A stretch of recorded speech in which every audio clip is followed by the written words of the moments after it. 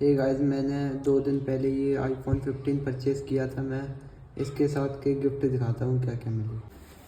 ये है आईफोन का कवर 15 का, और ये है वन प्लस के ईयरबड्स। ये ओपन करके दिखाता हूँ आप लोगों को।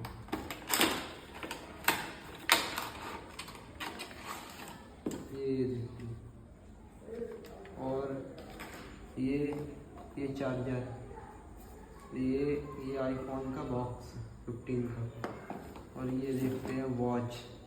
मैंने ओपन करते हैं ये देखिए, ये काफ़ी यूनिक वॉच है।